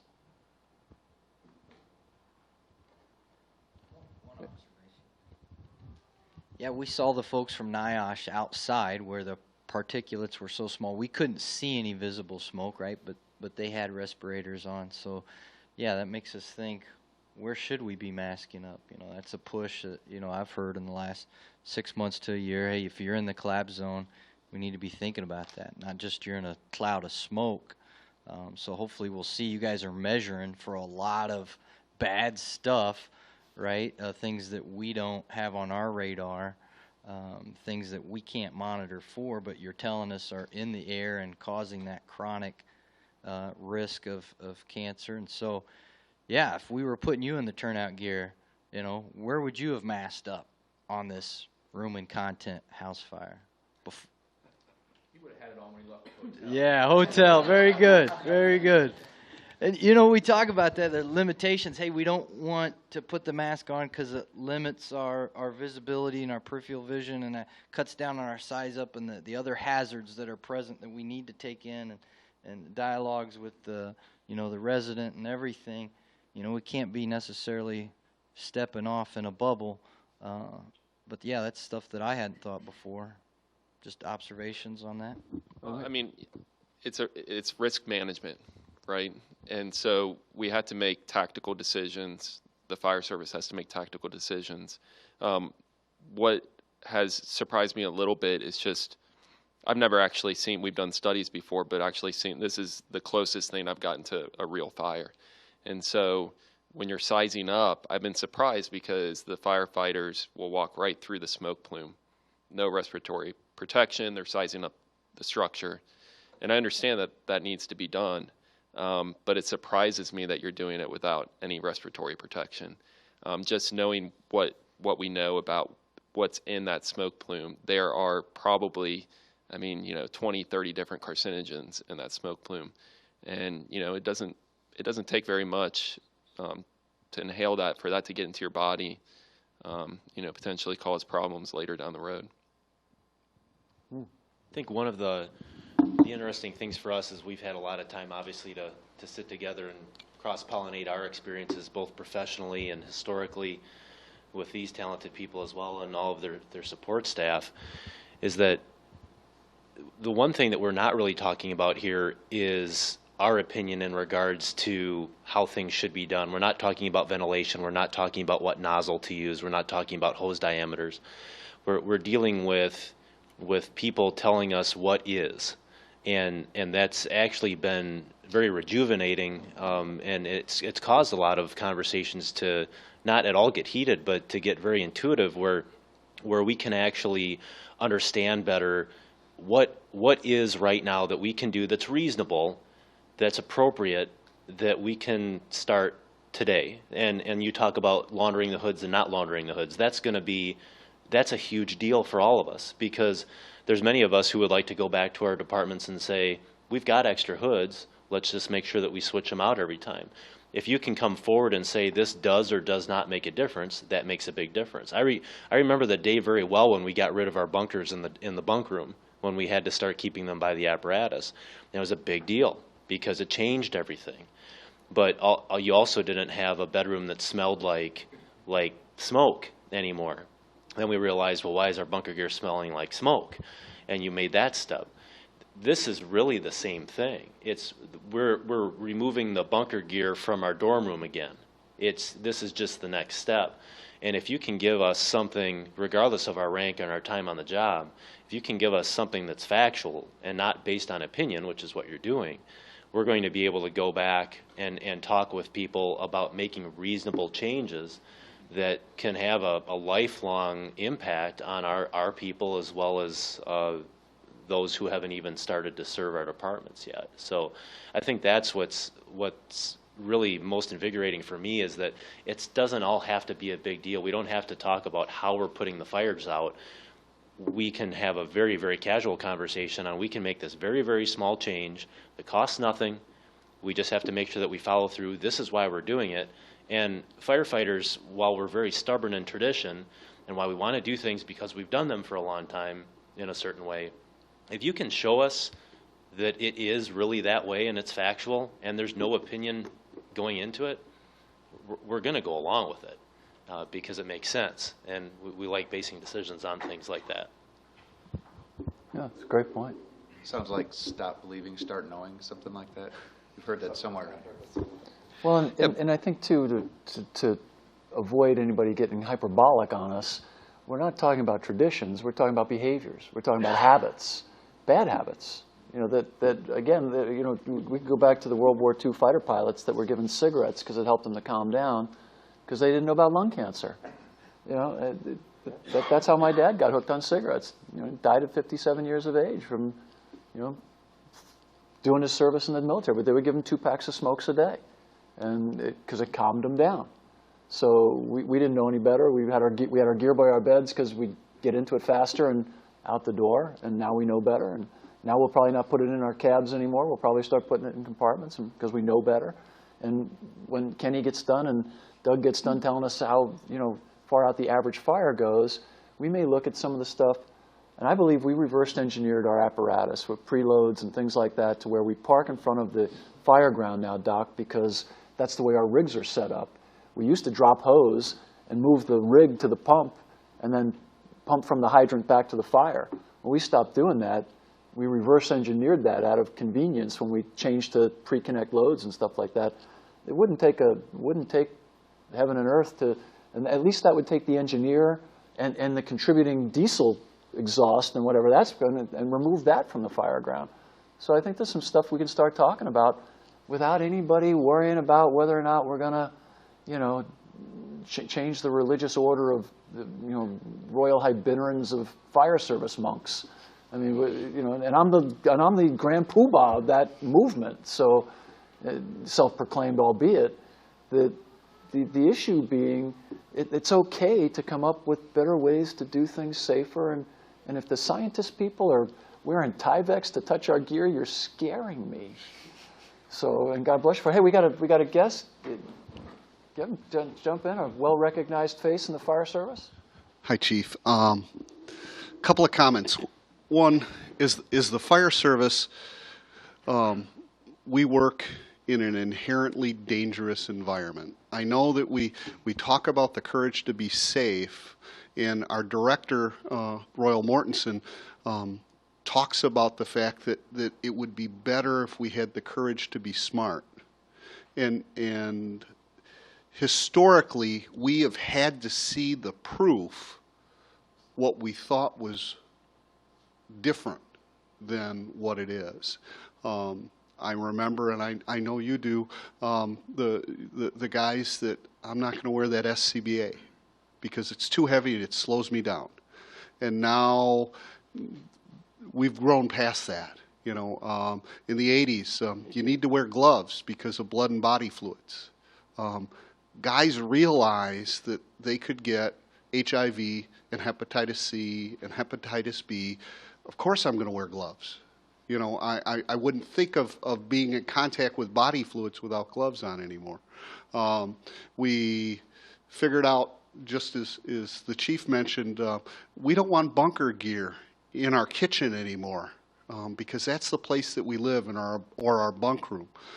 We put in ventilation systems on our rigs because I don't want to breathe diesel fumes that I know are carcinogenic in my fire station anymore. And as soon as we put those in, what did we notice about having to wash walls and to paint walls? Suddenly we weren't doing, you know, we weren't washing the walls a couple of times a year. We were washing them every year and maybe painting them every other year. So I think that this kind of research is going to be critical for the fire service to realize what's out there and to change those practices that make sense. Because the things that we're talking about here, they're not normally going to make me sick right now. 27 years old, 20 years old, 30 years old, 45 years old, 55 years old, we're still indestructible, at least in our minds. But these exposures are setting up a possible cascade of events that are going to impact me when I'm no longer in the fire service, but when I'm 60 years old or 65 or 45, and I'm going to have cancer, or I'm going to have a cardiovascular emergency that I could have avoided by being smart early in my career. And I think that it's going to take us some time, but I think you're going to see things change. We are going to wash our hoods. We are going to clean our gear. We're not going to keep our gear in the cab. You mentioned carrying your gear in your personal vehicles. How many chief officers have a department-issued car that they drive around both on duty and off duty because they always want to be ready? And what's in the back of that car? Yes, it's in a duffel bag, but perhaps we're going to have to redesign some of the simple stuff, you know, and make that an airtight duffel bag. Or maybe we're going to have some kind of a tote that seals that in to make sure that we're not breathing that all the time. But this kind of research is going to give us the facts and not the opinions and not the suppositions of what's out there, what we're being exposed to, and we're going to be smarter. We are an intelligent workforce that will make those changes because we know that they're the right thing to do for me, they're the right thing to do for my family, they're the right thing to do for my brothers and sisters in the fire service. Well said. Thank you. That's well said. We've got a question here, and I know Steve's going to get mad at me, and so is probably Dr. Horn and Dr. Smith, but I'm going to ask it anyway. Did you see any correlation between activity, thermal insult, and physiology? In other words, did anybody, any of the stuff so far, I know, and just for the audience, I know that the worst thing in the world to do is ask a researcher to speculate on data before they've had a chance to thoroughly vet it, analyze it, and all the stuff that I know you folks are going to do. But anecdotally, did you see anything like that? The question is, did you see any correlation between our physiology, thermal insult, and activity? Yes. Next question. Stephen. Again, we've got to go and look at the data, but as we go through this, we need to make sure our instruments are working. So we're looking at the data constantly and looking for things that we may think that will pop out and things along those lines. And one of the comparisons that's being made during this study is that 6 of the fires will be fought with a transitional attack, and 6 of the fires will be fought with an interior fire attack through the front door. And I think already, I mean, I'm not going to tell you what the results, the comparison is directly, but I'll tell you that what the victims are exposed to and the damage that you get seen as we're overhauling these things to turn them over to to get them ready for the next test, you can see markable differences through a couple things of how quickly the crews operate. So they're training their speed, how quickly they move through, as well as what tactic they choose, whether they choose a transitional attack or an interior attack. And we've seen both come out a certain way, both come out another way.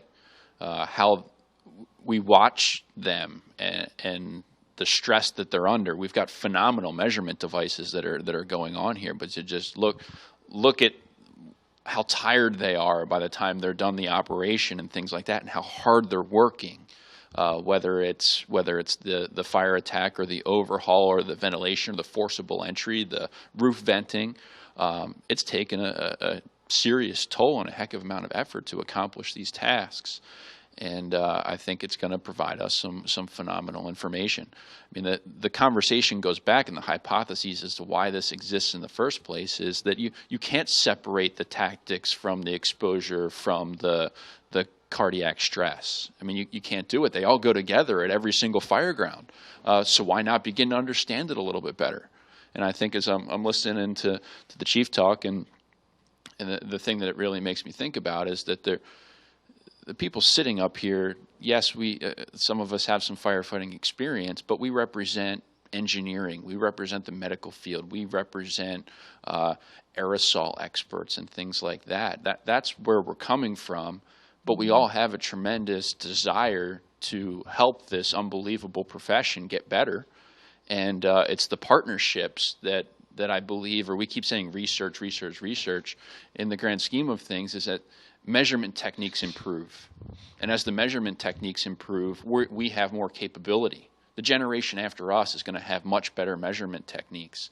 So we're just taking the technology that happens to be available to our generation. We're taking advantage of it to try and help the fire service. And I think that it's just going to keep snowballing and hopefully keep going, because research isn't completely new in the fire service. They've been doing it since the 50s. But we're getting better at it. UL was doing it before that? Yeah, we got old footage of, it was like 1955, of a whole bunch of sensors running into the building and guys in lab coats smoking cigarettes outside, measuring thermocouples at a house burn. D.L. Bertling. It's just really cool stuff, and we lost that at some point. We don't know what they were doing. We don't know why they were there. We just know that there were people measuring stuff with the firefighters burning a house down. And smoking cigarettes. And today we have fire engineering and the internet. So we can have these conversations. We've got these outlets. We can continue to share with each other. So much like the fire service is getting better, we're getting better as a research community, able to work with the fire service. Well, it was a UL researcher in 1954 at FDIC presented a paper called Pretty Plastics, Ugly Fires, and had a ton of UL research in it in 1954. And we talk about the modern fire environment. You're talking about when around the year I came into the world. So, and I'm nothing but modern. So any thoughts as we kind of coming near the end here? Doc, where are we going? What are you thinking? I know you've got 7 more days of this, and then the data will be coming out, and you'll be sharing, but... Don't make a correlation between 7 days and data coming out. No. I mean, there's some more days of studies here, and then obviously months and time to... Gavin's going to get to see his family for a little while. That'll be nice. Yeah. You'll reunite with your families, yep. And then you'll spend the spring at FDIC sharing. But what do you think, Doc? Well, we will finish the study. I think I'd like to take just a moment and pause on where we are in the study. We have completed 7 days of testing. We have 5 more days, and these are very intensive days. But it's worth saying what I've said to some of our participants. We went into this with a great deal of research experience among the team here, and I had tremendous confidence in all of our partners. And I still thought that we would miss some data. To do something this complex with different partners, the complexity of the project, the coordinated fire attack, 3 different agencies working together. Even on the academic side of the house, we have different institutions represented. So I don't know. I was hoping we'd do really good. I was thinking like 90–95% data acquisition would be fantastic. I think we're something like 99%, even more. With all of the data we're gathering, we can actually pinpoint the few data points we're missing.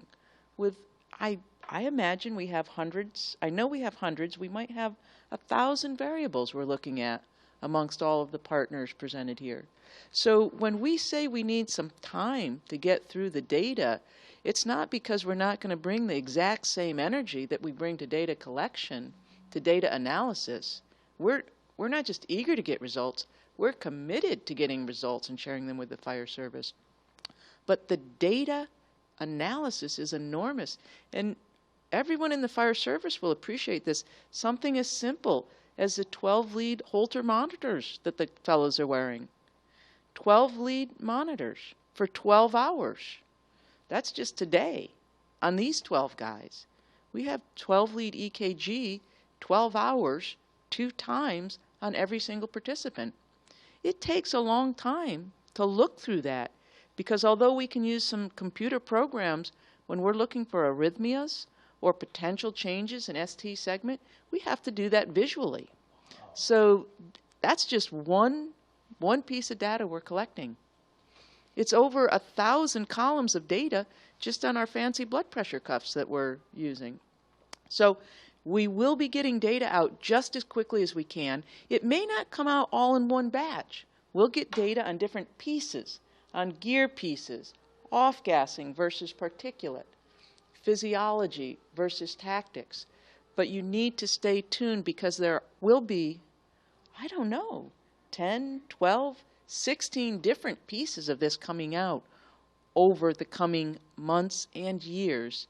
And yes, sometimes research takes years, because when we publish the data in peer-reviewed publications, it takes that long to publish it.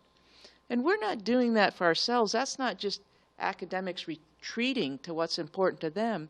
It's because we believe the fire service deserves the most rigorous, peer-reviewed, validated science that you can get in order to make your operational decisions.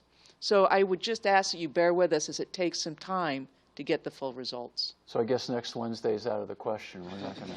I'll work on it, Chief. This isn't the FDSC hot class. We can't do it on the drive to the convention center. Dr. Horn? Well, I think there's a lot of great anecdotal evidence that we've discussed in here. One of the powerful things I think that we're going to be able to get out of this is to put some quantitative numbers to some of that anecdotal evidence, whether it's gear decon, whether it's skin cleaning, those sorts of things. There's a lot of best practices that are out there, but we don't know how effective they are, and we don't know, once we can get numbers around those, then we can start to make decisions. We can start to justify the investment, whether it's in the washing stations, whether it's in an extra set of gear, whether it's in developing a new gear bag that does seal those things in. These are all things that can be motivated by collecting the data on the front end. I think in many ways it's very similar to what Steve and Dan have done for years on the tactics side. You know, there's certain things that some firefighters have done for a number of years, and anecdotally they know why they've done it, but they didn't have numbers. We didn't understand how much faster fires are transitioning to flashover with different types of fuel packages. But once we can put a number on it, then we can put a number on what it takes to coordinate our attack in that way. I think the same thing here with a lot of these questions that we're going to ask, or we're trying to answer. There's good anecdotal evidence that's out there, but by putting numbers to that, we'll really be able to advance our ability to make decisions on those. Well, I just, we're coming near the end. I don't know if any of the members of the group want to, Chief, do you want to say something? Or you look like you're... Just listen, Chief. Okay. You had that ready to pounce kind of look on you. I know Sean would want to add something, but I didn't want to put him on the spot. So, seriously, anybody want to add anything before we go, or we just... Pretty amazing stuff. When you think about the fact that people of this caliber and this education and are combining with folks at every level of the fire service, whether it be the command level stuff to the folks who came on a few months ago, to find solutions. I think that's when you really find solutions.